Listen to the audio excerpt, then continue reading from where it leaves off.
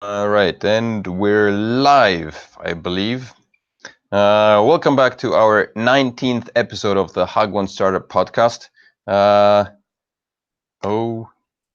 We are live now. we are live. I just got to tune off. Okay. All right. So the Hagwon Startup Podcast is a podcast that talks about anything and everything to the life in South Korea and the running and operating of Hagwon business, as well as a Gombubang, if possible, and anything else related to ESL industry and teaching and learning as well. Tonight we've got a special guest. Wayne Finley is joining us, teacher, presenter, co-TESOL presenter. He's done presentations on TEDx Korea. He's an active presenter for co-TESOL and presently a university instructor at Wusong University. Is that right? Ulsan University in Daejeon, that's right. So I think you're in Daegu, is that right? No, I'm down in Ulsan. Yeah, which Oh, is Ulsan. That's I used to live near Busan, so and I was in Masan at the weekend, so not too far away. Yeah. sorry. I just had to kill some. There was some feedback for some reason. It was popping up. It's gone now. So yeah. All right. Okay, we're good now. Sorry. That's all right. Yeah, no, I'm in Ulsan, down south. It's about an hour away from Busan. Daejeon, I've never been to Daejeon. Really? I guess you've been to a number of cities, but not Daejeon. No, Daejeon is, as far as I know, it's famous for the zoo.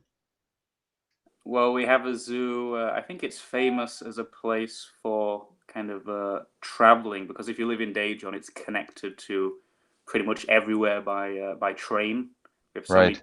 lines going through, so famous for that. And also, I think we hosted some World Cup games in 2002. So, Okay, but very there's nice. nothing that springs out as Daejeon. This is the must-see attraction. No, it is pretty close to Seoul, right? Like how far from Seoul is it? Well, by KTX, about 1 hour if you're taking the bus, which I usually do, a little bit cheaper, and for me, a lot more comfortable actually. About 2 hours. So, Okay. yeah, it's a good place to live. It's not as big as Seoul. I don't know about Ulsan. I only visited one time, but Right. Daejeon actually, there's a lot of things to do. A lot of restaurants, coffee shops, pretty much everything you need, unless you want those big name attractions. You know, like when Paul McCartney is visiting Korea, he's not going to come to Daejeon. He's going to go to Seoul, or Right. probably not Ulsan either. Yeah, no, probably the last place to visit would be Ulsan, if at all. Ulsan and then Daejeon, yeah. So, Wayne, for people who out there who are listening and don't know, like Wayne and I are connected on LinkedIn, the wonderful social media outlet for people Oh yeah, who. actually, I was sitting with one of my coworkers today. We have to sit in the same room and hopefully a student drops in and we check their essay. And I said to him, "Hey," because he's retiring soon. He's looking for a new job. And I Mhm. said, "Hey, do you have LinkedIn?" He's like, "Linked what?" LinkedIn, linked what? And I actually got him signed up today, and I was his first connection. Oh, And so nice. to add even more people. Well, there you go. So I reached up to Wayne because Wayne's doing some very interesting stuff in co-TESOL and the ESL industry. And so since maybe 2 weeks ago, David and I were talking about, we talked about co-TESOL a little bit, and you put out an ad for saying that co-TESOL was looking for presenters. So that's pretty much why we started talking about it. But Yeah, maybe. we're always looking for presenters. If anyone's watching now or watching it a little bit later, the big one CoTESOL has is the international conference. That takes place in October at Sukmyung Women's University in Seoul. I think that's one stop away from Seoul Station.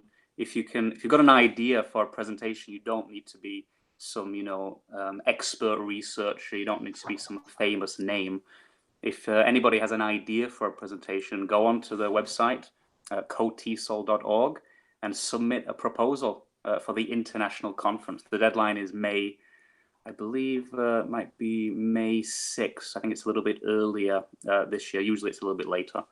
But yes, when I first started, I had no presentation experience, not really. This was I guess at the end of 2014. And so I just presented at my local conference in Daejeon, actually at the university I'm working, Ulsan University. I was extremely nervous. I had never done any kind of presentation before. I was kind of having to pump myself up listening to this kind of motivational music before I did the presentation. And then when I went in, I realized actually, it's not the end of the world doing a presentation. The teachers there are always very open-minded, they're very friendly.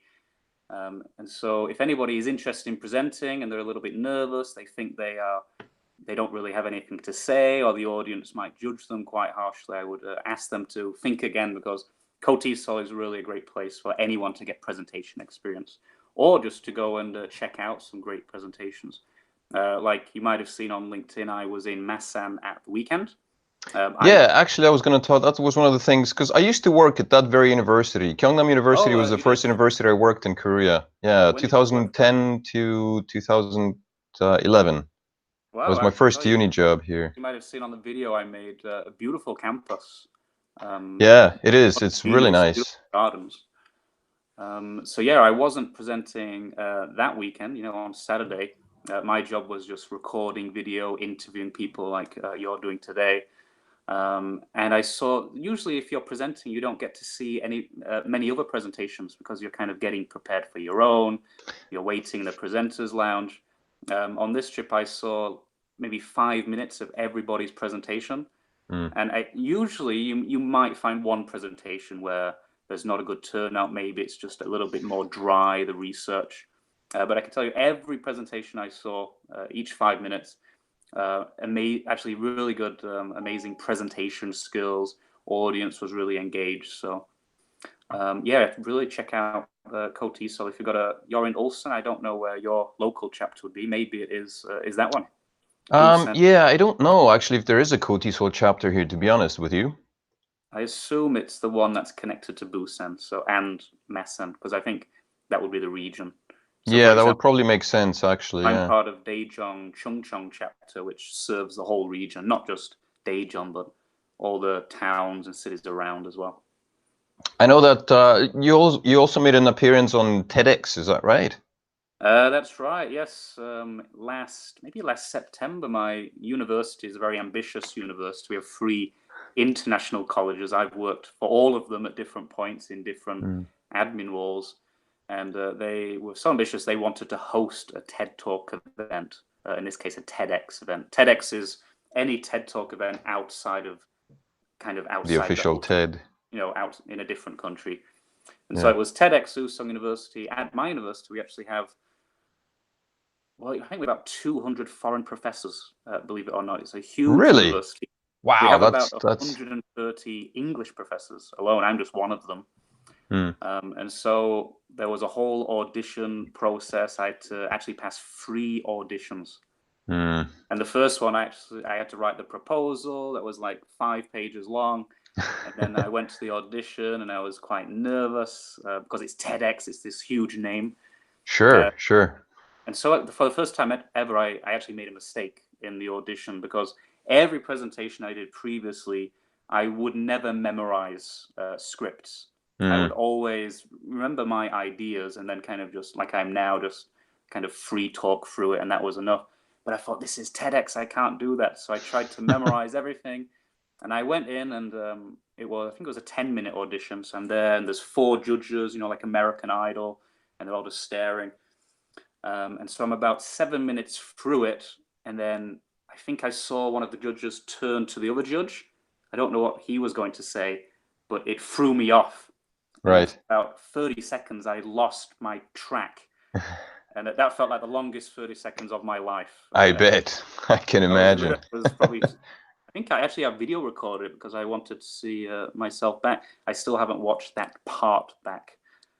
Was that your first, like a public, first attempt at a big public speech, or was that while you were already doing the KOTISOL presentations? I've done dozens of KOTISOL presentations, including, I've done 5 national conferences. That's the second biggest one in Korea. The biggest one, as I was saying earlier, the international conference.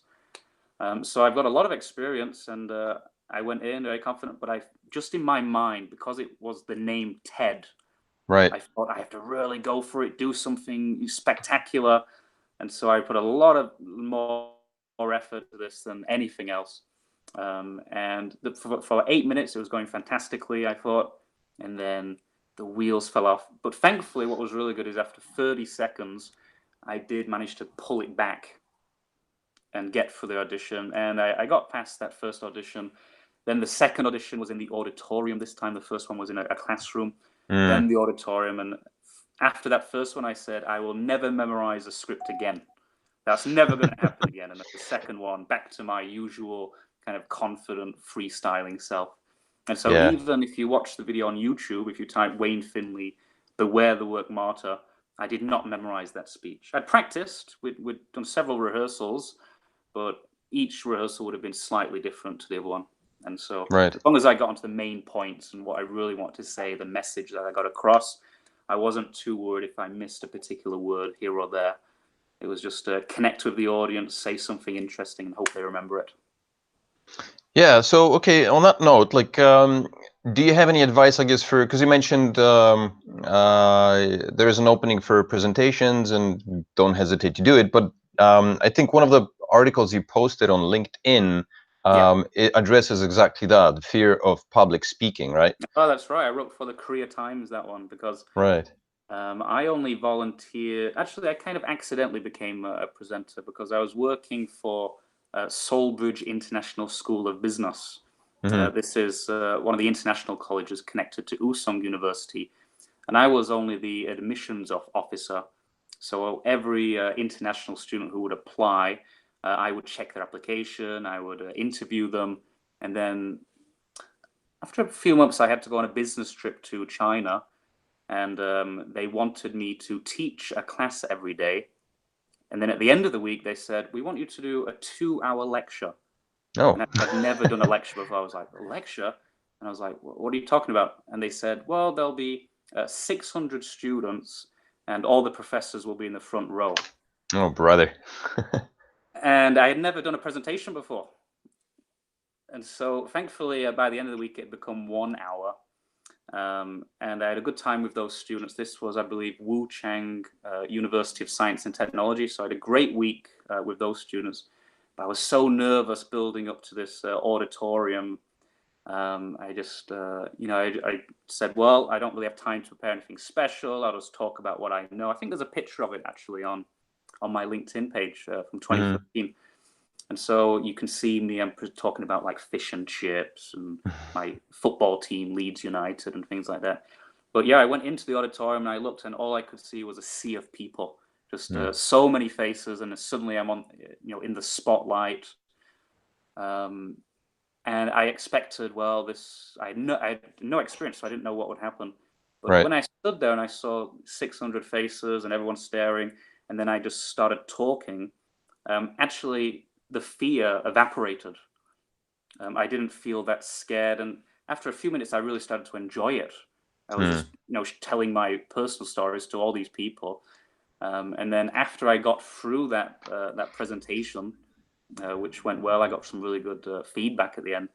That was when I said, well, now I want to do some more presentations. Yeah, I think that's amazing. It's one of the things that you need to keep in mind. I think my first, I've been teaching as well for a while, but my first lecture was I conducted it in 2012, I believe, the second university job. And like teaching in a classroom to 20 or 30 students is one thing, but being placed on an auditorium on a stage with the audience I had was made up of 150 students, so it wasn't quite as big as yours, and there were no other professors present. But still, that was quite nerve-wracking just to be there. How did you respond to it when you got onto that stage? How did they respond? Or how did you respond? Like, what did you think? Oh yeah, it was definitely nerve-wracking. Like I was nervous, and basically, just like you said, what happened to you at TEDx, memorizing is probably a recipe for disaster, because it's there's a lot of stress you got to deal with. Like you have to make sure that you remember the stuff you memorized, and then you got to deal with the stress of actually being on stage in front of all these people. And so it's a lot better to just know your stuff and kind of go with the flow and talk about what and hopefully. Yeah, well, I've read some countering arguments. Apparently, the big TED that happens once a year. It's maybe in America or Canada. I'm not sure. I was reading an article by a guy who talked about procrastination. He did a talk. I did see that TED presentation. Yeah, it was a he very talks good about one. Yeah. gratification monkey and the Yeah, panic. yeah. He actually wrote a fantastic blog article about his experience doing that TED talk. And he was kind of like me and you. He was someone who would, I wouldn't say wing it, but you would have your ideas and you felt comfortable enough to just get through them. But he found that when he was preparing for this big TED talk, you're given 6 months to prepare that one. Yeah. And found that the vast majority of presenters there don't actually do what we do, which is, we feel comfortable, we just get on with it. Most of them do memorize, apparently. They memorize everything, the pauses, the body language. Really? And so I thought, well, I read this incredible article. I thought, well, I'm auditioning for a TEDx. I will try it. But I think you probably need 6 months to master 15-minute script and everything that's involved. So I got through, to be fair, I did get through about 8 minutes of it. But that experience when it's like struggling for 30 seconds, I decided, I'm never doing that again. That's interesting. I was under the impression that TED had they had screens in front of them, and I guess they were kind of following a script to some extent. Yeah, it's sort of interesting one. If you go onto YouTube and you type in, because there's so many different TEDx events, I've seen some presenters reading from scripts occasionally on the videos, or they have kind of the podium there, like in a lecture hall, and they will glance down at their notes.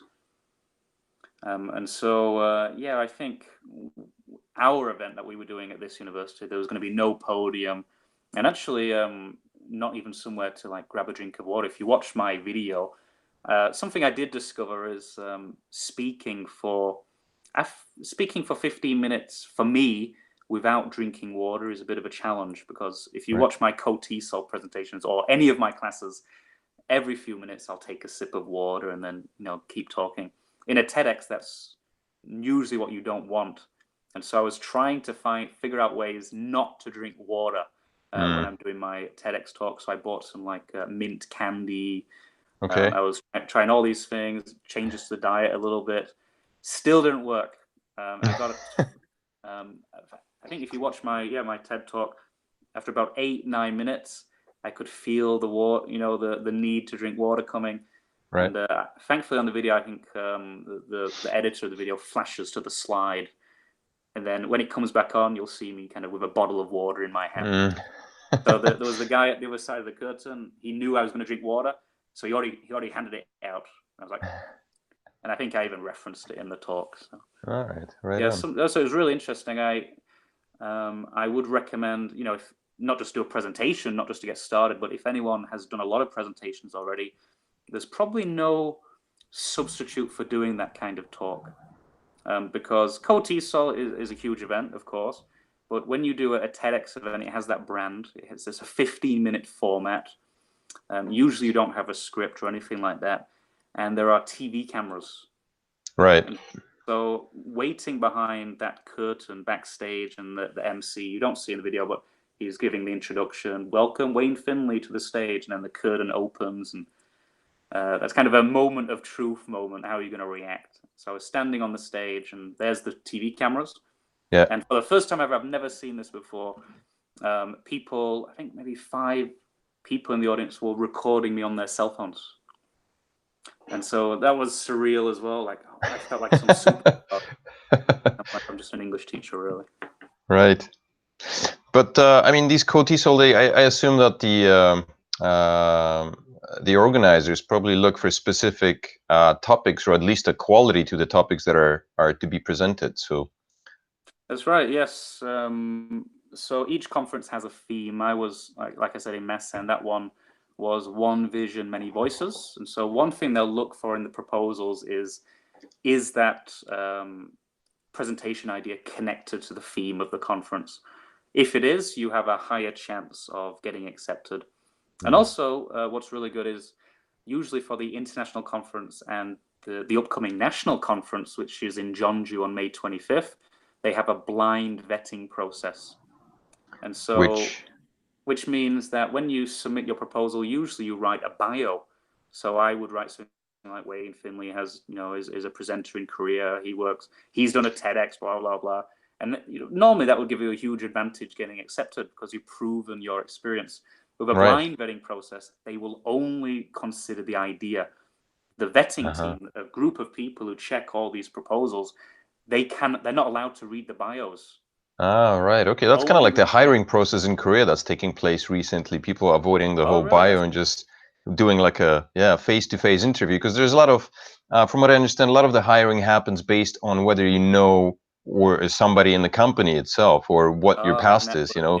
They're trying to eliminate hiring from certain universities only. So, so that would be that's good. So if there's anybody listening who just thinks they have a great idea and wants to apply, I guarantee, especially for the national and the international conference, you have the same chance as everybody, same chance as me or anybody else who wants to present at that conference. As long as the idea is flying. Yes. So, for example, I would not be automatically accepted, for example. Right. Or other people. Based on your qualifications for it, right? Yeah, they don't look at the qualifications. It's only the idea, which I think is probably the right way to do it. Yeah, with TEDx, they usually have a slightly different process. They will first look at the idea, and then depending on the event, they will call you in for auditions, or some events that they even will ask you to do a demo, kind of like what we're doing now via Skype or Google Hangouts. So yeah, it really depends on the event. Yeah. I always wonder about this. Yeah. Do presenters get paid for that? For TED Talks, CoTESOL? Yeah, both. Well, it's a strange one. The bigger conferences in CoTESOL, you don't get paid. Okay. Of course, it is a voluntary organization, so everything I do with CoTESOL, I'm very passionate about because I love conferences. I love sharing ideas, talking to other teachers. So the money really comes from membership fees. A yearly membership is about 60,000 won, or maybe 50,000. Sorry, 50,000 won. And so there isn't a lot of money to spread around and give to presenters. And so the big conferences, the national conference, the international conference, it's usually to the presenters' benefit that they appear at the conference. It's good for their resume. It's good for their branding. It's good for their experience. The ones that do pay tend to be the local chapter events. So, for example, I presented in Yongin a couple of weeks ago. Didn't get paid, but they did cover the travel costs. Okay. And they provided dinner. I'm also presenting in Daegu in June 1st, doing a presentation on how to teach public speaking. And again, they will cover the travel costs and dinner. So that's one of the nice things, because if they cover the travel costs and you want to do a presentation, let's say in Ulsan, I would imagine that people who do presentations such as yourself, like you do it for the pleasure, for just being able to share the knowledge that you have, not necessarily for the money, because there's probably a lot more money to be had in other places. I think I put on Twitter yesterday, I remember when I did my teacher training in Barcelona, the first day, teacher trainer takes you into a room and the first question is, why do you want to be a teacher? Okay. And I said something like, well, I did my bachelor's degree in English studies. I want to see the world.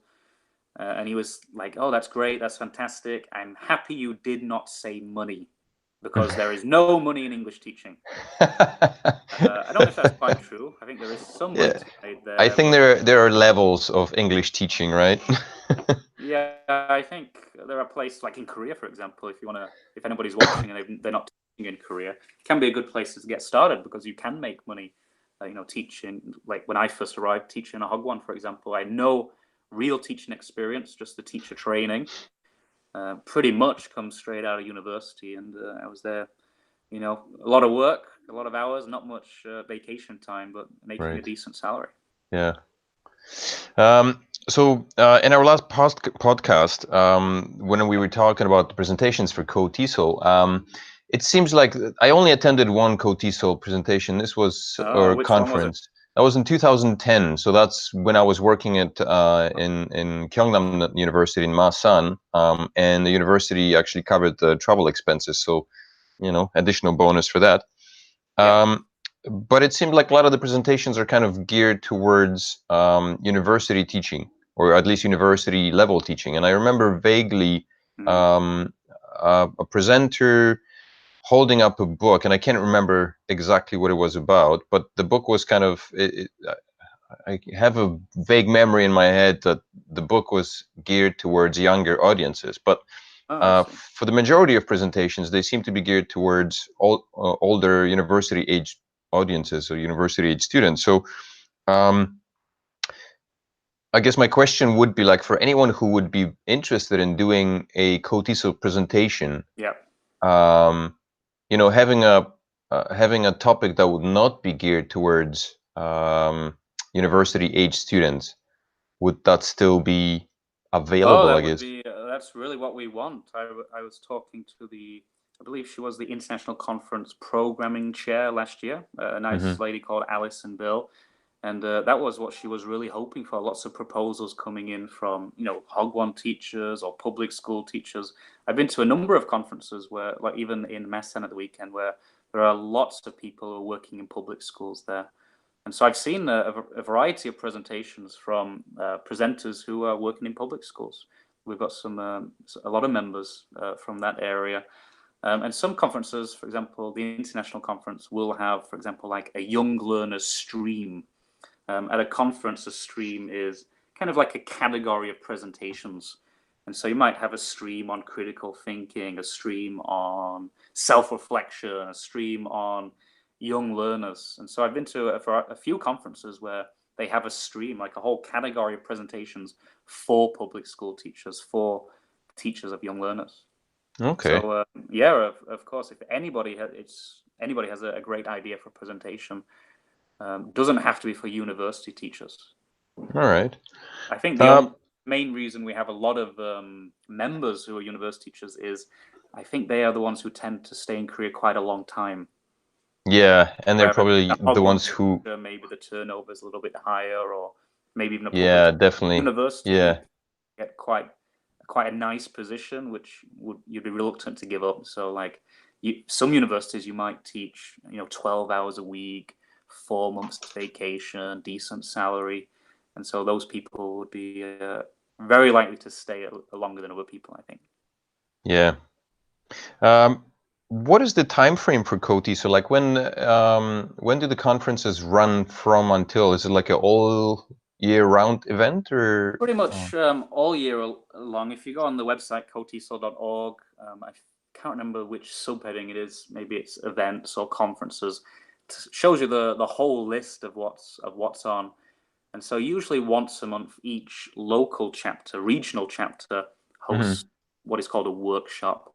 So for example, on June 1st, I'm going to Daegu. I'm the only presenter that day. They'll have like a networking session. They'll have a meet and greet. They'll have dinner. But for an hour or so, I will just be the only presenter. And it'll be the same for all the other events that month in Daejeon, in Busan, or in Seoul. There'll be maybe one or two presenters. But then you get these bigger conferences. So each chapter does have their big regional conference once a year. So, for example, in Daejeon, it's in November, the Daejeon Thanksgiving Symposium, where they get lots of presenters coming in.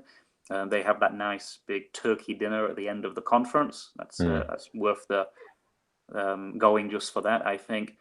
And so maybe the only times where Potisol kind of takes a break is maybe times like February and August, perhaps, when they think people will be on vacation.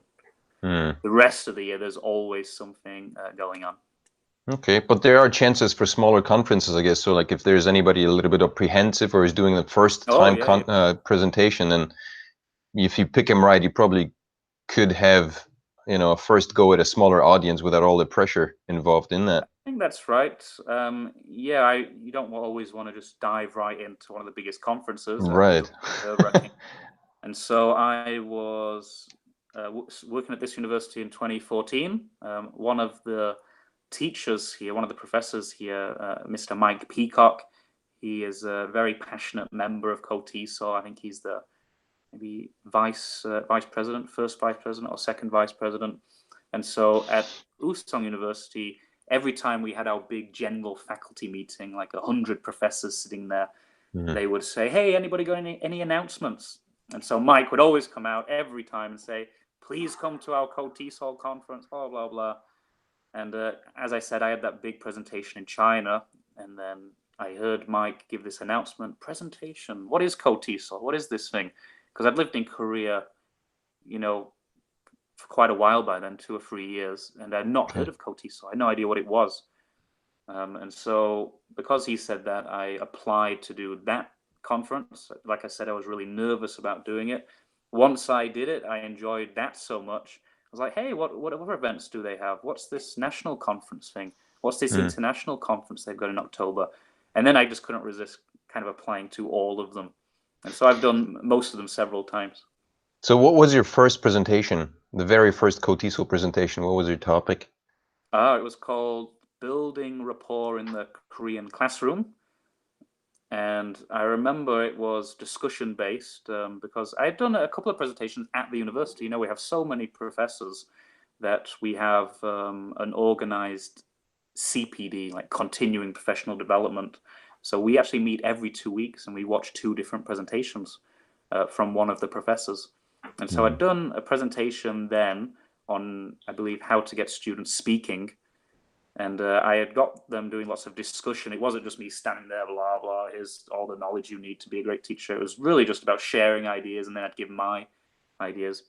I didn't really know anything about COTISO. I'd never seen any presentations. It was not only the first conference. It wasn't just the first time presenting, but my first ever attending of a conference.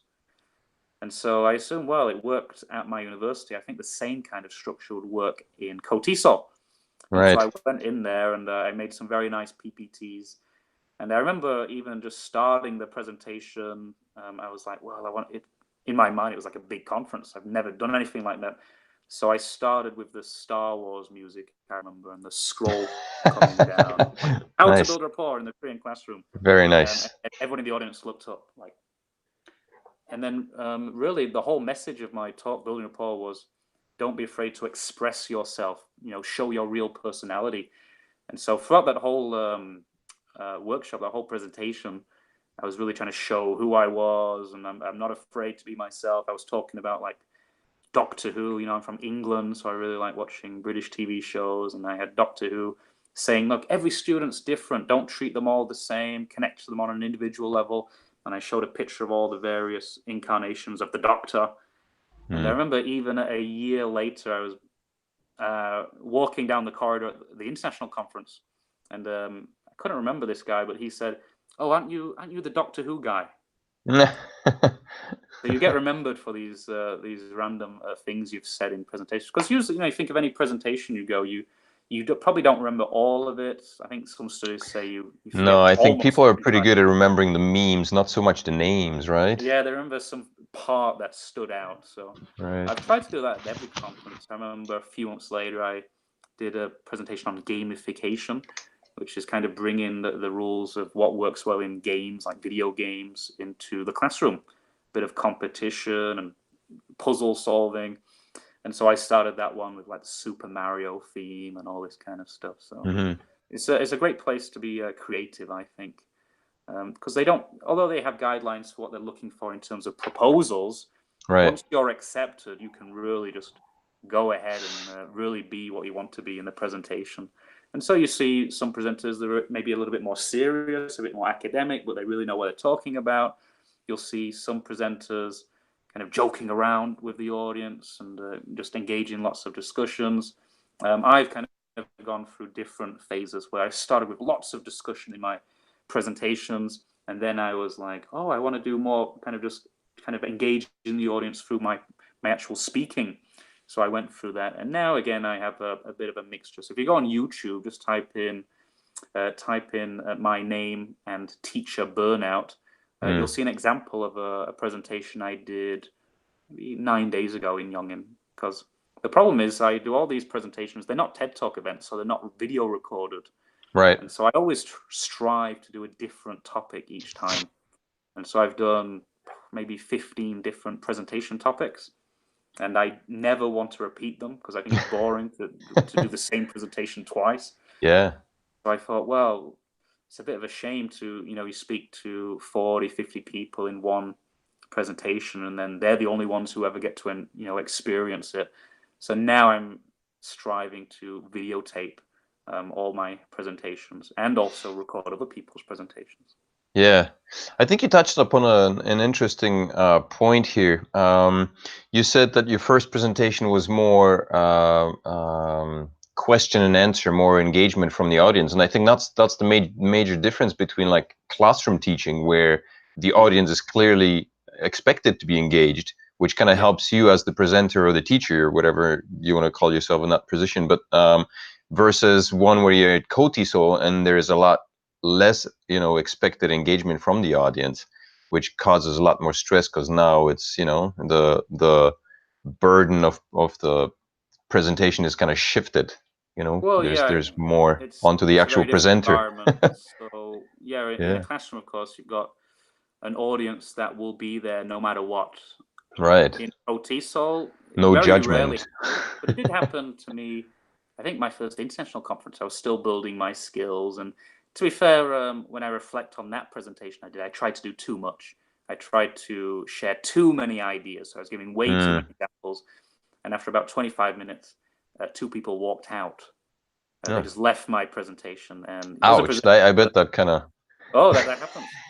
I've seen it a couple of times. Not very often, thankfully, because we do have very good quality presentations. But, especially if you're new and you're trying it out, don't be upset if somebody just walks out. It might be the presentation, or maybe they just need to go to the bathroom, or who knows what it is. But could be a phone ringing in their pocket, very important phone call. And don't take it personally, basically, they're not right? a captive audience. They're there because they want to be there. And so, it's a little bit different to the classroom. But thinking about the classroom, one of the things I initially loved about English teaching is it felt like I didn't have to do any talking.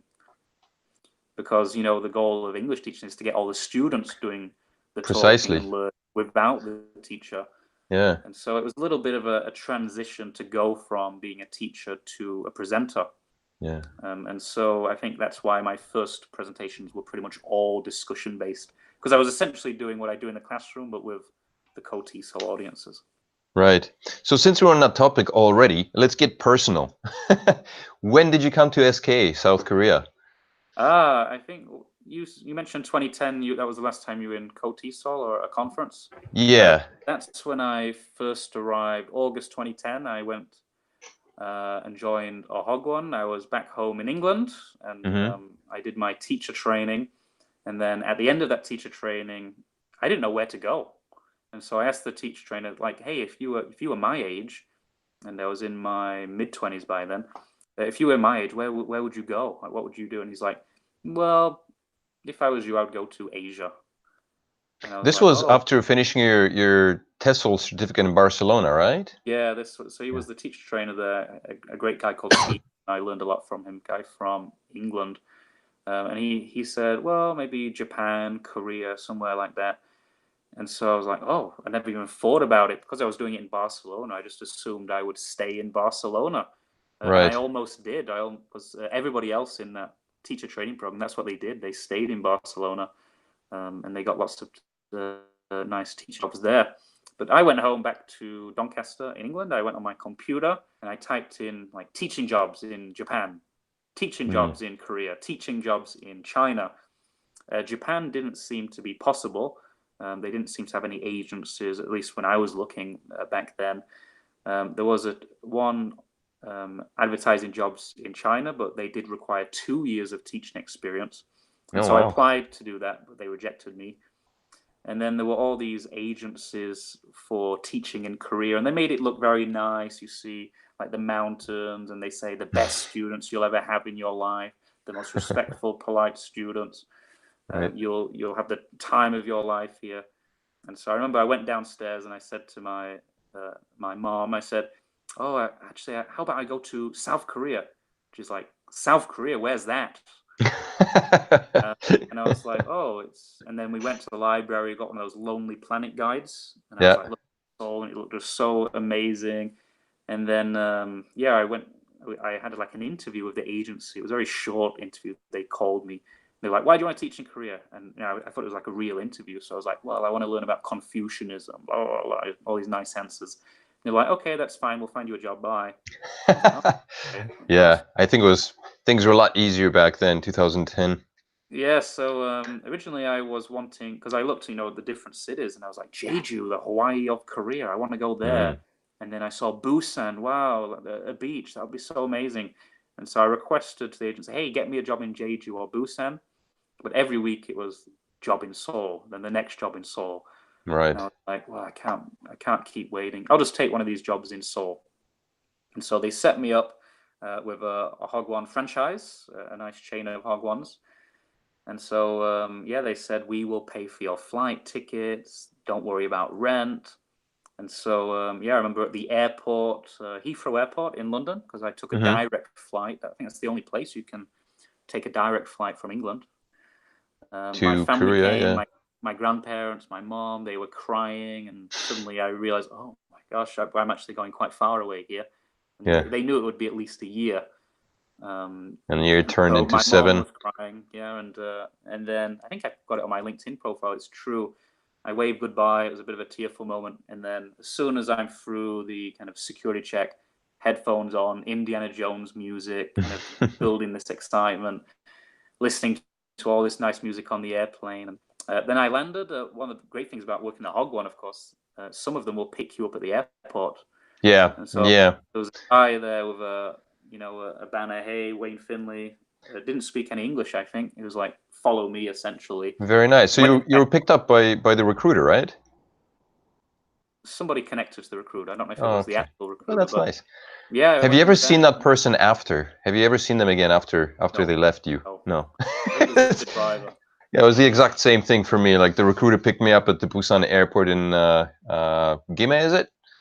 Dropped me off at the Hagwon in Ulsan and never saw the man again. Oh, well, so he was like, he dropped me off at what looked like a hotel. Now I've got a lot of experience. I know it was actually a love motel. So Oh, he dropped okay, me off yeah. at a love motel. He took me into my room and said, somebody will come in the morning, something like that, and they will knock in the morning. And I was That's like, oh, awesome. and then he just like slams the door behind me. And suddenly I'm standing there with my suitcase, foreign country, and actually all the reality is starting to sink in that I'm in a Right. completely alien environment for me. And so I looked through the window and I saw, Korean people just walking the street. I was too scared to go outside. I had never been anywhere like that before. Right. But I was very hungry. I'd been on a very long flight. And so I went down to the reception area, and I think he might have been a high school student. Maybe he was the son of the love motel owner or something. And I was like, I need food. I must eat. And he was like, oh, follow me. And he invited me into the back room behind the front desk area. And so I was like, okay. And I walked straight into his living room. And then he screams like, stop. And I was like, well, what is it? And then I looked down. Oh, I'm wearing my shoes, of course. Which is a big no-no in Korea. And I was like, oh, Yeah. take shoes off. So I take off my shoes, and he's like mopping up where I was walking. Oh, really? And then he showed me one of those delivery websites for chicken. I ended up not choosing anything. And then he ran away to get me some food. And then about 30 minutes later, I was in my room, and he brought some chicken. And I thought, oh, fantastic. I'm really hungry. I'm going to eat this nice chicken. I bite into it. I'm like, well, that's a little bit different. What's that? Inside the chicken, there's rice. Oh, really? Yeah, there was rice. And I mentioned this to some of my students, because here I teach university students, but also some older adult students, because we have some private classes as well. I mentioned that to them, and they were like, immediately they said the Korean word for that food. It was from What was it? it was just like a roasted chicken, which I thought, oh, With chops. rice inside. And then I opened, I bite a bit into it, and rice was inside. And apparently they sell this on the local markets in Korea or something. It's interesting. I've never seen that before, to be Really? honest. Yeah. That was the first food I ever had in Korea. Wow, that's interesting. All right. Then, Was it good though? And then the next day I met my coworkers. The classes hadn't started yet, thankfully, because it was a new school. It just opened up. So there was like 3 days until the classes started. And then It was a brand new school, like literally they've... Yeah, brand new. So all the teachers there were the first teachers for that school. It was a franchise connected to a big chain, but it was the first one in that area. That's interesting. Were you not afraid? Like that didn't scare you? If I go into that story a little bit, I was terrified anyway, because in my teacher training, I was still quite... Barcelona classes, they were like in their 60s, 70s. They were like they were real students, but they are always going there, taking the same classes over and over again for free. And so, it was terrifying. And I made a lot of mistakes when I first arrived.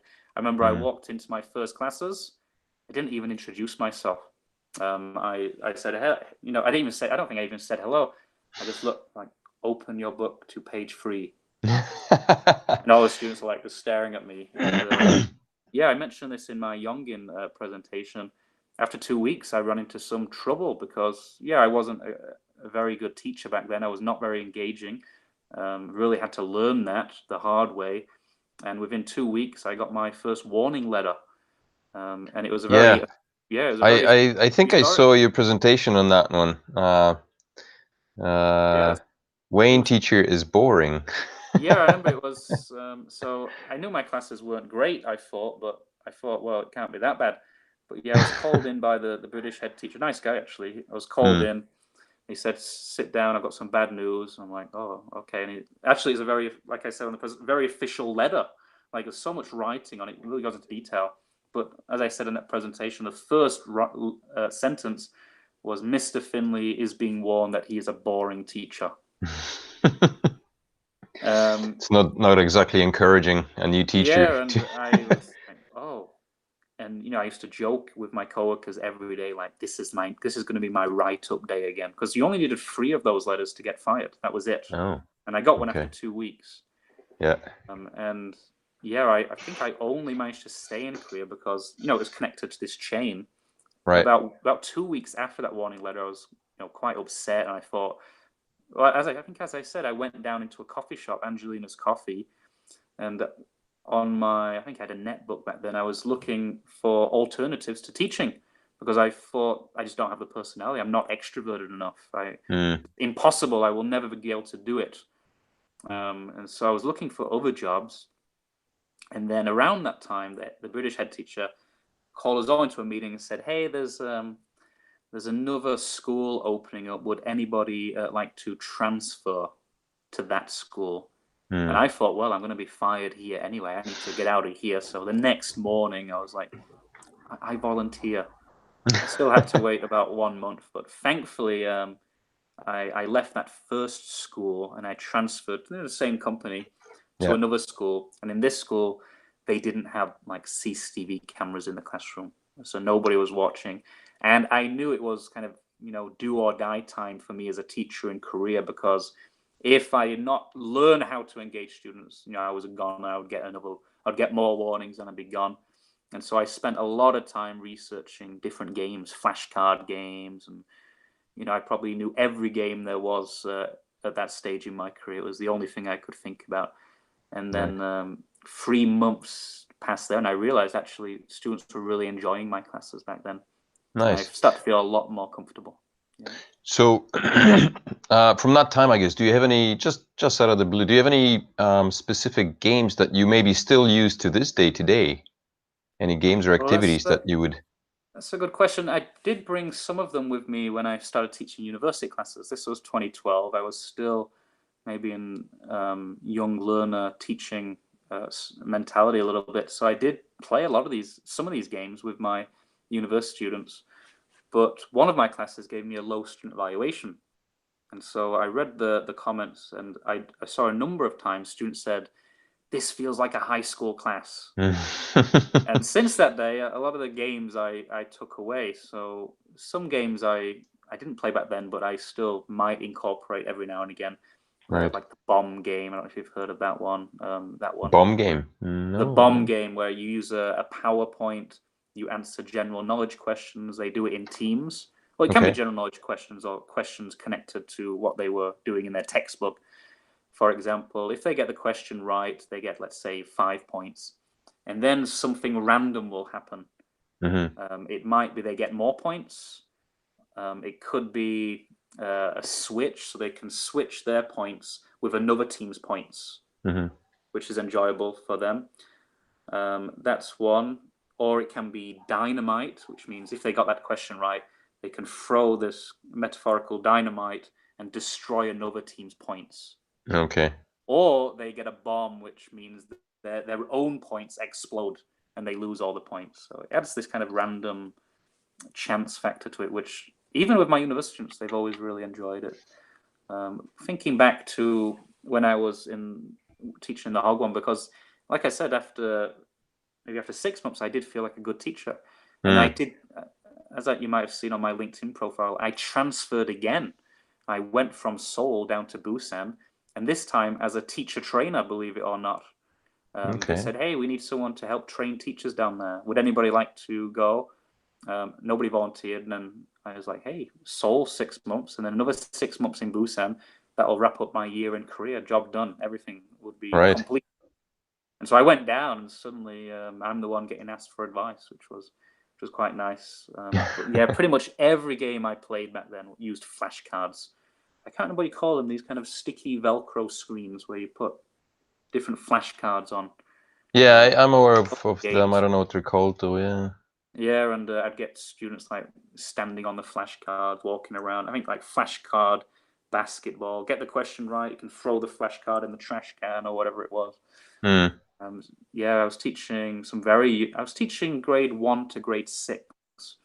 So every grade loved those games, particularly the really young students. Yeah, that's pretty much what we do as well at my Hagwon here. It's like flashcard all the way. I could swear by flashcards.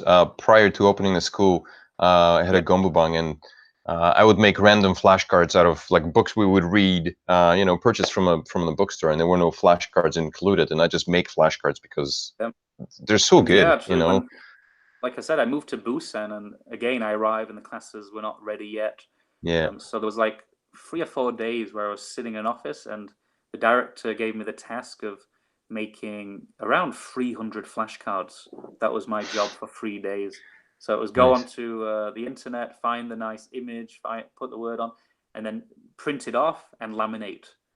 So I was laminating 300 flashcards for over a 3-day period, and that was a nice experience. Okay. So basically overcoming your fear of speaking initially just included, doing it. And I guess that's probably the best way to overcome public speaking. Just do a co-TESOL conference. Well, I've thought that times, like Nike, they say, just do it. And I think that's right. Right. Until you take that first step, there's nothing you can do. Or you can, like when I've asked my students, how can we overcome this fear? And they'll say, like, be confident, for example. I'm like, well, how do I just be confident? How does that happen? The only way is through experience. And unless you take that first step, you're not going to build the experience. You're not going to build that confidence. Yeah, I think this applies to everything, right? Yeah, a great message I heard from another teacher here a few years ago. She was doing a presentation on public speaking, and she said, look, if you want to learn public speaking, you got to know the 3 Ps. Do you know the 3 Ps?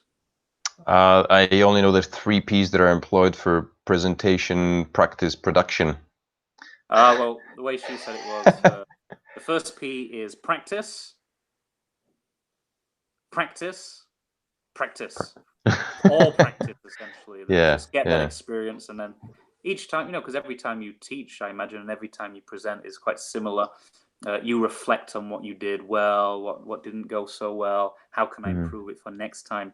Exactly the same as teaching. So if you thought, well, the audience were a little bit bored at that part, or I rushed too fast through these slides, or I needed to prepare a little bit more, or whatever it was, they didn't understand what I was saying, then you improve that for the next time.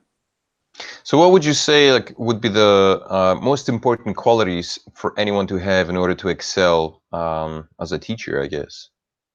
As a teacher, well, like I said, when I first started, I still am, an introvert. And so I used to be quite a shy person as well, when I was in high school, for example. And even in university, people would ask, what job do you want to do?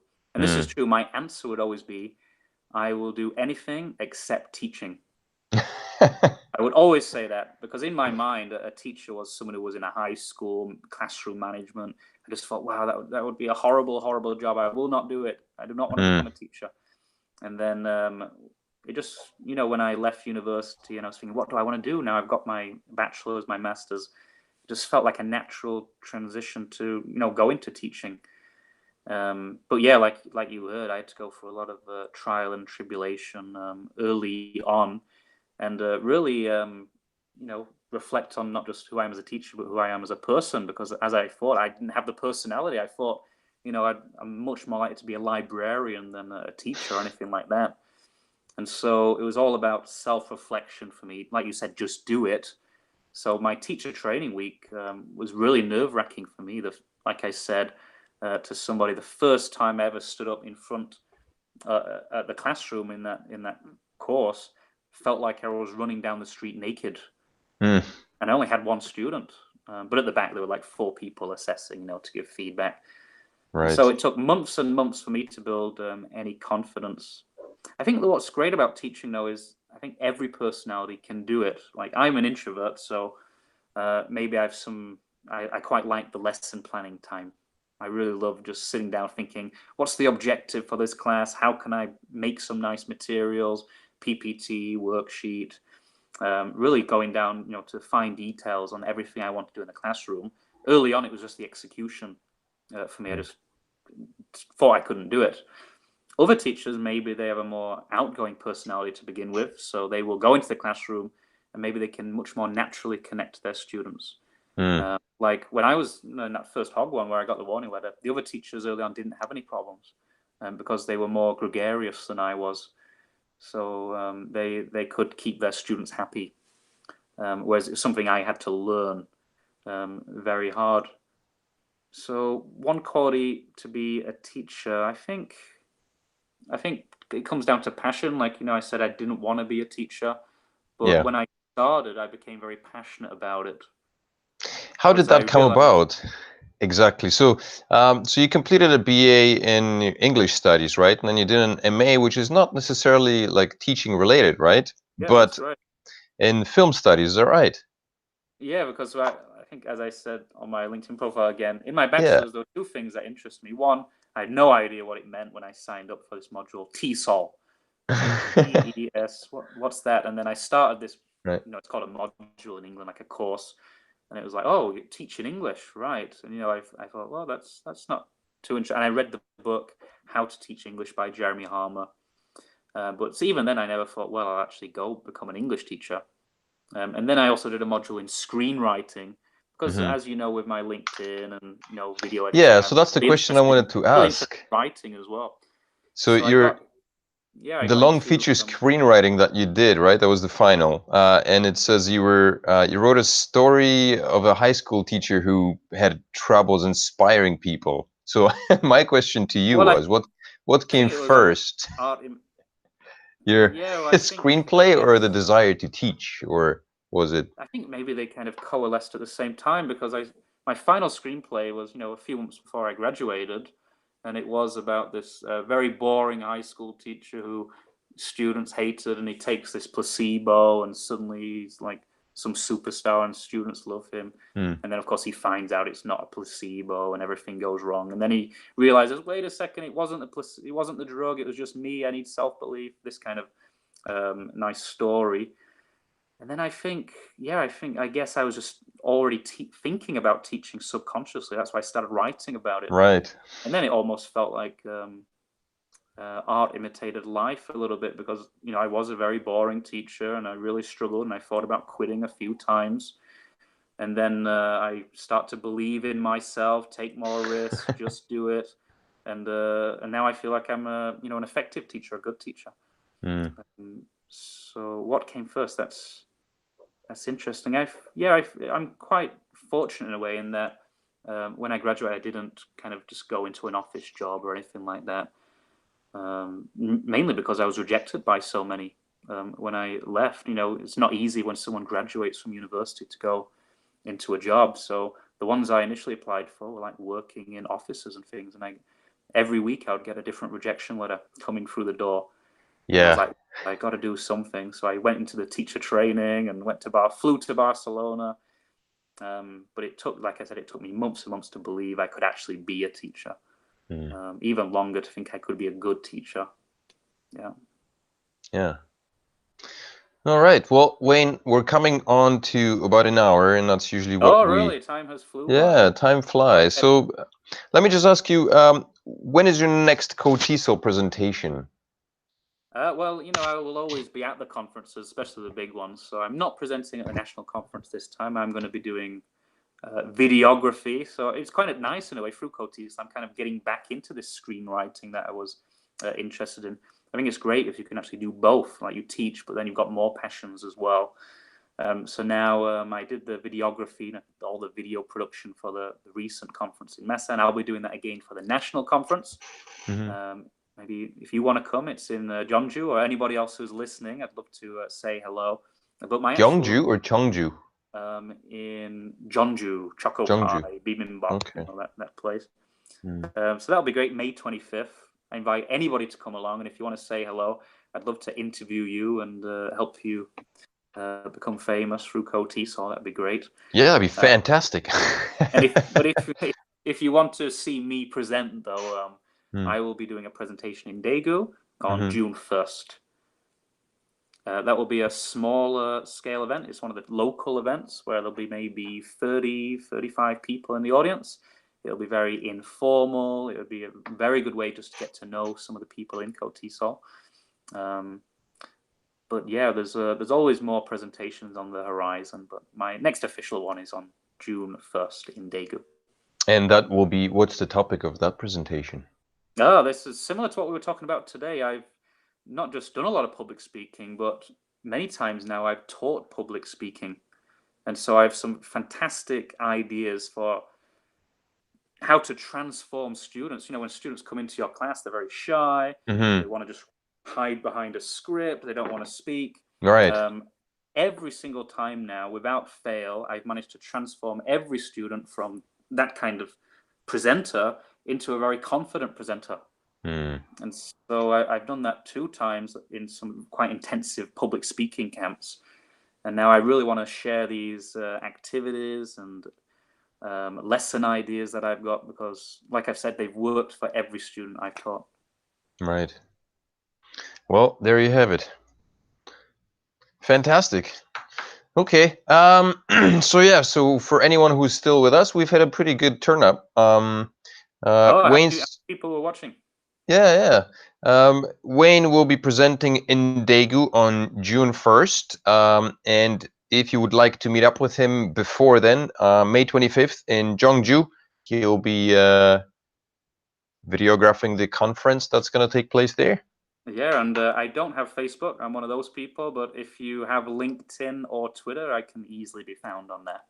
Or you can be also found on YouTube as well, right? Under Wayne Finley. I'm on and off with YouTube. I've been experimenting with video production, but recently I put 2 new videos on there. One of a presentation I did in Yongin, Teacher Burnout. The whole presentation is on there. That might give you some idea of what to expect in CoTESOL. And then an even better video I just uploaded yesterday, clips of many presentations in Masan. And tomorrow I'm going to edit the full-length video, which will be more like a documentary. This will be probably around an hour long, because I've got so much great footage I want to share. So if you want to see some behind-the-scenes CoTESOL footage, realize it's not a scary place to go, then check my YouTube channel. Yeah, that'd be fantastic. And Twitter, you're under your own name as well on Twitter, Wayne Finley, Twitter. Yeah, maybe something.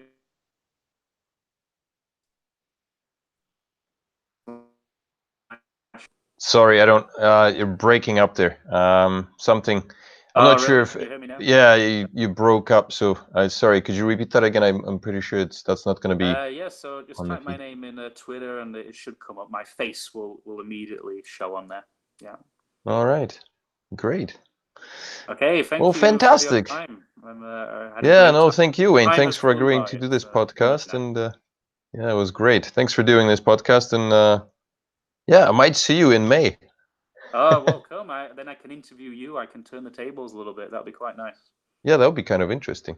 Is May, what is that a weekend or is that a weekday? All our conferences are on weekends, so May. Okay. It should be May 25th. It's probably a Saturday. Well, then that gives me that's a high probability of me actually turning up then. Yeah, and yeah, I'd love to interview you. I can put you on the CoTESOL website, and that'll be fantastic.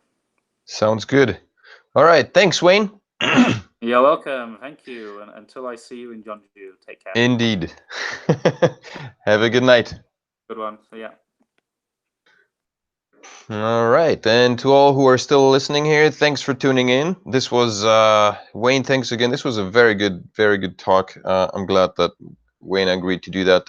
And once again, if you're interested in following Wayne, check him out on YouTube. He's got a channel there. You can find Wayne on LinkedIn or Twitter. Just type in his name. May 25th, Jeongju CoTESOL presentation. He will not be presenting there, but he will be videographing.